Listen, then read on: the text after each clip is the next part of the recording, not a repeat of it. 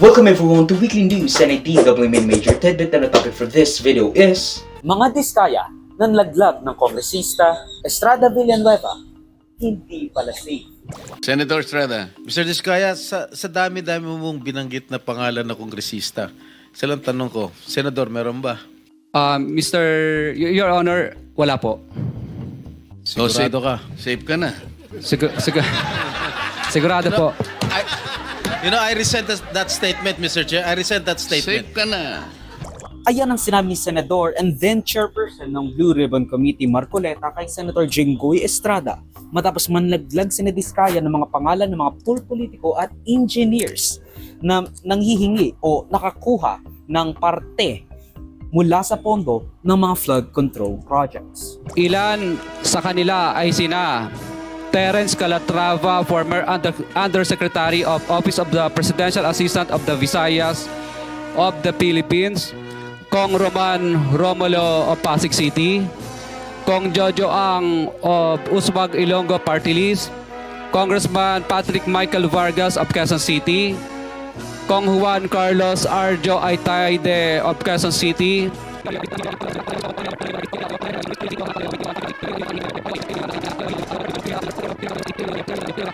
karamihan sa mga kawani ng DPWS na nabanggit sa itaas ay paulit-ulit na binabanggit ang delivery ng pera ay para sa kaisaldiko na dapat at least 25%. Si Kong Marvin Rillo naman ay ilang beses na binabanggit ang pangalan ni Speaker Martin Romualdez bilang kanyang malapit na kaibigan. Of course, lahat ng sinabi nila ay may asterisk.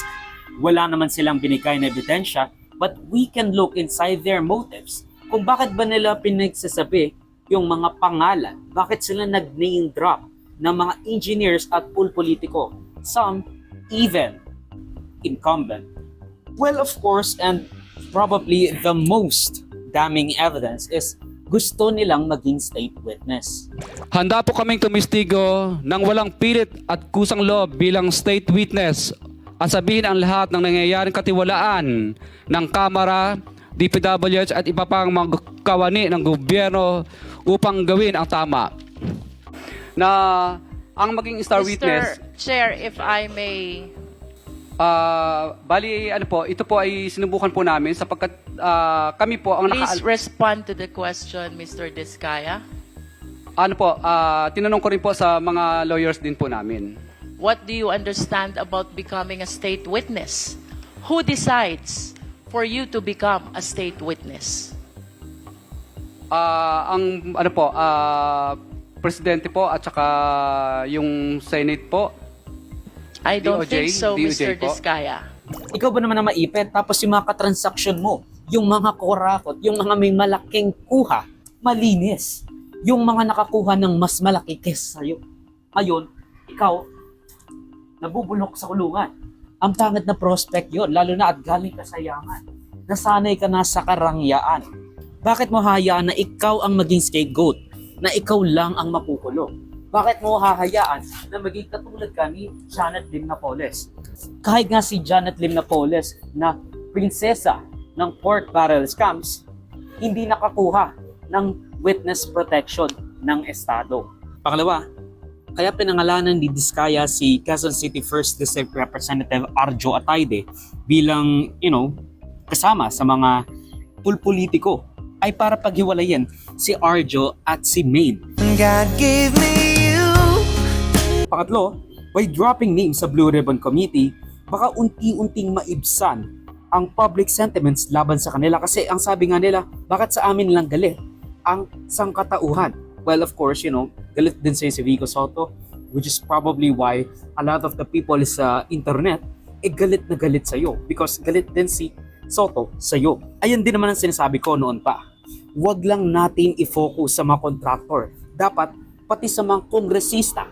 Basta lahat ng nasa Congress. Dapat pati sa mga politiko, sa mga dapat public servants or even the private individuals na tumulong sa'yo, tumulong sa kanila na gawin itong heinous act of treason by plunder, graft, and corruption. Pang-apat, dahil it's a big favor sa chairman ng Blue Ribbon Committee, yung ginawa ni Diskaya or yung dalawang Diskaya na mag-name drop ng kung sino-sino. Kumbaga, nasa kanya ang airtime. And as you can see, nirekomenda ni Marcoleta na ilagay ang mga Diskaya bilang state witness thereafter. Matapos niyang pagsalatain sila Diskaya ng mga pangalan ng mga kongresista and even walang senador. Magandang umaga po sa mga kagalang-galang na senators at miyembro ng Blue Ribbon Committee, lalong-lalo na kay Senator Rodante Marcoleta, Chairman ng Blue Ribbon Committee.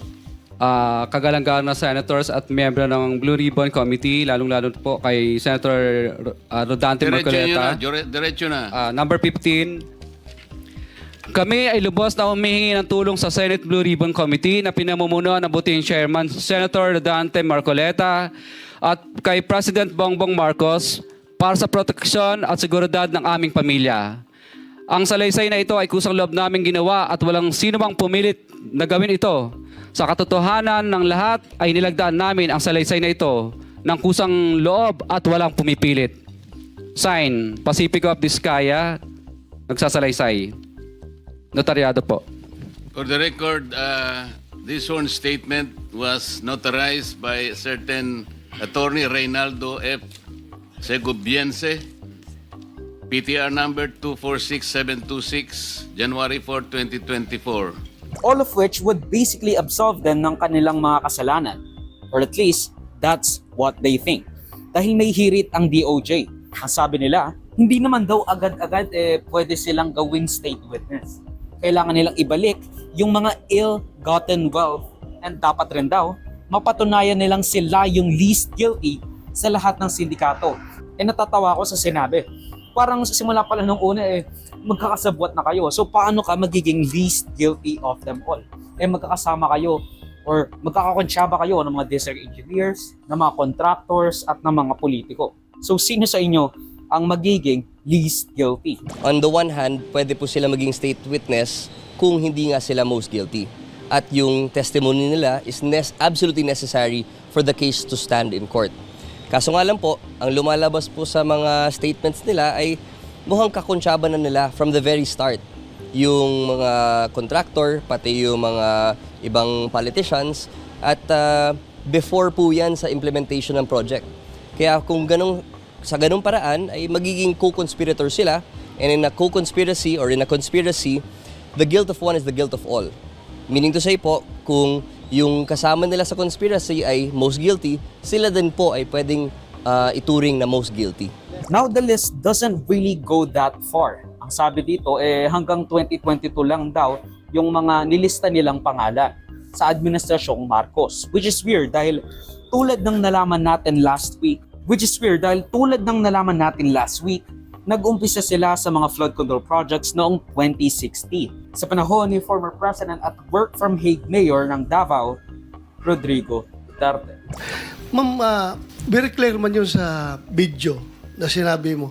Kung kailan kayo kumita ng malaki, sabi mo, noong nag-DPWH na kami, gusto mong i-attribute yung wealth ninyo going back noon pa sa tatay mo, noong nagsimula kayo ganon. Pero very clear, the video won't lie. Sinabi mo, noong nag-DPWH na kami. Yes po. So, kailan ba kayo nag-DPWH? Yung mga flood control projects, kailan kayo nag-engage ng flood control projects sa DPWH? Siguro mga 2016 onwards. Please make sure of your answer. Yes po, 2016 onwards po. 2016 onwards? Yes po. Alam naman natin na patikim lang yon ng mga Diskaya. Pero di ba parang ang weird na even according to Senator Panfilo Lacson, bakit lahat ng pumirma sa impeachment, lalo na yung mga incumbent, ang parang nabanggit? Yun lang, sila lang ang nabanggit. At parang bakit wala yung before 2022? Something Senator Kiko Pangilinan and even Congresswoman Laila De Lima has noticed themselves. Mapapaisip ka tuloy ngayon, may pinoprotektahan ba silang mga kaalyado ni Marcoleta?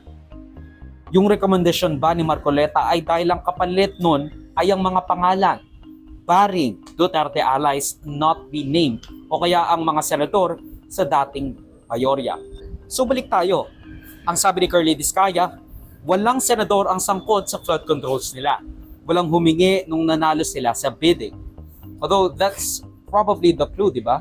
Like hindi nila tinatanong yung mga tamang tanong. Bakit ba hindi humingi? Kasi automatic na meron na sila? Hindi natin alam. Pero in a bombshell revelation ni Assistant District Engineer or dating District Engineer sa Bulacan, pinangalanan niya si Jinggoy Estrada at yung isa pa, si Senador Joel Villanueva bilang dalawa sa kanyang mga opisinang nakatransaksyon ni DPWH District Engineer sa Bulacan, Henry Alcantara. Senator Estrada, Mr. Diskaya, sa dami-dami mong binanggit na pangalan na kongresista, sa lang tanong ko, Senador, meron ba? Your Honor, wala po. Sigurado ka? Safe ka na? Sigurado po. Ang sabi niya, staff o kaya na may kaugnay ni Senator Jinggoy Estrada ang isang Beng Ramos, which albeit, sinabi ni Jinggoy Estrada na walang ganong staff, walang naging staff na ganon sa akin. Wala siyang naging ganong staff. Pero inamin niya, and this is funny, naging girlfriend raw yon ng isa sa kanyang mga tauhan. I challenge him right now to take a lie detector test with me. Let us settle this once and for all and show the public who is telling the truth. Siguro he wants to get even with me because I was the one who cited him in contempt. For the record, meron po ba kayong staff? I do not have any staff named Beng Ramos since I entered the Senate. Okay? That's for sure. She's a staff of the Blue Ribbon Committee. Beng Ramos. Staff siya sa Blue Ribbon Committee. She was never my staff in my office. When I first entered the Senate, up to the present, wala akong Beng Ramos na empleyado. She's not close to me. Wait. Oh, I must admit, naging girlfriend siya ng isang staff ko. Tapos. Kabisuhan rin daw siyang babahiran uli ang kanyang imahe bilang the bad one. Which probably explains why sinabi ni Marcoleta na, safe ka na kasi hindi siya napangalanan. Hindi niya alam, si Bryce Hernandez pa lang magpapangalan sa kanya. Hindi pa rin siya safe. Nang hindi natin alam kung totoo yon, pero that's probably what happened. Of course, tinanggi ni Henry Alcantara na nagkita sila ever ni Jinggoy Estrada. Pero may resibo rin si Bryce Hernandez. Ang sabi ni Bryce Hernandez, nandun nga si Henry Alcantara nung nag-birthday party ka sa Soler. May picture pa nga kayo. Yan po, sabi po nila hindi po sila magkakilala. Baka naman po fan lang siya. Can we state for the record who the personalities in the picture are? Yung boss ko po, si Boss Henry Alcantara, at saka po si Senador na akala po niya ligtas na siya. Sorry, we have to have proper decorum, please. I'm we have to sorry. state for the record the name of the person and the occasion that we are talking about. I believe, Your Honor, ito po yung birthday sa Soler na ito nga po yung parang sa 10th po ng Soler ginawa yung birthday ni Senator Jinggoy Estrada po. Again, to be very clear, who are the personalities? Please state for the record in this picture. Si Boss Henry Alcantara po at saka po si Senator Jinggoy Estrada po. Thank you. Next picture, please. So again, these are pictures with known personalities during the birthday of Senator Jinggoy Estrada. Is this correct? To be honest, Your Honor, I do not know when this picture was taken, but I'm just trying to show that Mr. Alcantara, Engineer Henry Alcantara, and Senator Jinggoy Estrada have met a couple of times already. And they appear. What do they appear? Do they appear close? And they appear super close, Your Honor. All right, thank you. Please proceed. Next picture, please. Samantalang kay Villanueva naman, ayon kay Hernandez at JP Mendoza, meron din raw silang alleged resibo ng mga conversation, pero sagot ni Senator Joel Villanueva, gusto lang ibaling sa kanya ang atensyon ng publiko under Romualdez's order. Kasi pinangalanan ni Diskaya si Romualdez at Zaldico as the most prominent people na ginagamit ang pangalan. Sasabihin kailangan maglagay ka na dito, kailangan ibigay mo na yung lagay na galing sa mga flood control projects. Karamihan sa mga kawani ng DPWH na nabanggit sa itaas ay paulit-ulit na binabanggit ang delivery ng pera ay para sa kay Zaldico na dapat at least 25%. Si Kong Marvin Rillo naman ay ilang beses na binabanggit ang pangalan ni Speaker Martin Romualdez bilang kanyang malapit na kaibigan. Pero yun na nga, kayo na nga lang ang humusga. Actually, you know what? Maybe that's a bit vague. Hindi kayo ang huhusga niyan, of course. The proper authorities will have the final say sa mga ganitong accusations because this is very big. This is very grave threats and even political assassination in the image or moral sense. Pero if kayo strained, I guess mapagbibigyan kayo na kayo ang magiging judge, jury, at executioner. Pero again, hindi pa nasa-substantiated itong mga claims ni Diskaya at ni Hernandez. Wala pang ganoon kalaki or wala pang ganoon kakongkretong ebidensya laban sa mga politiko na minention ni Diskaya at minention ni Hernandez at Mendoza. Ang video clip na ito ay galing sa aking series ng News and Verdirika. Check the entire videos for the complete weekly news recap and subscribe to the channel to be kept up to date sa mga local at global news na I'll make sure will be interesting to you.